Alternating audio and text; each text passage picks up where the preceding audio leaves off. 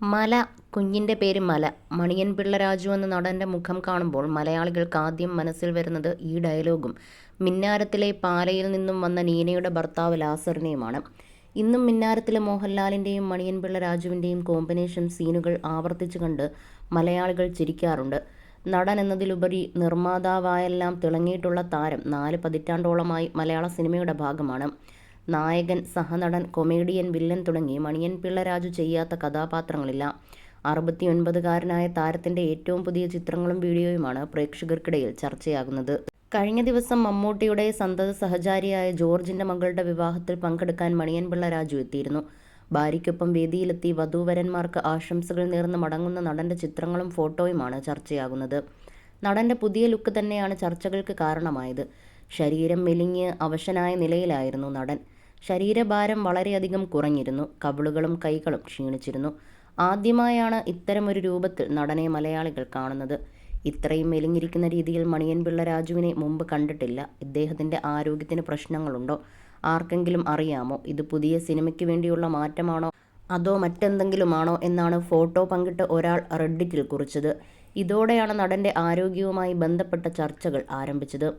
എപ്പോഴും കുടവയറും തുടുത്ത കവിളുകളുമെല്ലാമുള്ള മണിയൻ പിള്ള രാജുവിനെ മാത്രമേ പ്രേക്ഷകർ കണ്ടിട്ടുള്ളൂ. അടുത്തിടെ ഹേമ കമ്മിറ്റി റിപ്പോർട്ട് പുറത്തു വന്ന ശേഷം മണിയൻ പിള്ള രാജുവും വിവാദത്തിൽ കുടുങ്ങിയിരുന്നു. അന്ന് മീഡിയയോട് തൻ്റെ പ്രതികരണം അറിയിക്കാൻ എത്തിയപ്പോഴും കഴിഞ്ഞ ദിവസത്തേതുപോലെ തന്നെ സമാനമായ രീതിയിൽ തന്നെയായിരുന്നു നടൻ്റെ അവസ്ഥ. അതേസമയം ചർച്ചകൾ ആരംഭിച്ചപ്പോൾ നടൻ അർബുദബാധിതനാണെന്നും അതിനുള്ള ചികിത്സ എടുക്കുന്നതിനാലാണ് മെലിഞ്ഞിരിക്കുന്നതെന്നുമാണ് ചിലർ കുറിച്ചത്. എന്നാൽ ഇതിൽ എത്രത്തോളം സത്യമുണ്ടെന്നത് വ്യക്തമല്ല. കുടുംബം പോലും ഒരിക്കൽ ഇത്തരത്തിൽ കാര്യങ്ങളെപ്പറ്റി പൊതുയിടങ്ങളിൽ സംസാരിച്ചിട്ടില്ല. മറ്റു ചിലർ നടന് ഡയബറ്റിക്സ് പ്രശ്നങ്ങൾ ഉള്ളതിനാലാണ് അവശനായി കാണപ്പെടുന്നതെന്നും പറയുന്നു. പൊതുവെ താരങ്ങളുടെ ശരീരത്തിൽ ഇത്തരത്തിലുള്ള വലിയ മാറ്റങ്ങൾ വരുമ്പോൾ ആരാധകർ തന്നെ ലക്ഷണങ്ങൾ വെച്ച് അസുഖം പ്രവചിക്കുന്നത് സ്ഥിരമായി സോഷ്യൽ മീഡിയയിൽ കണ്ടുവരുന്ന കാഴ്ചയാണ്.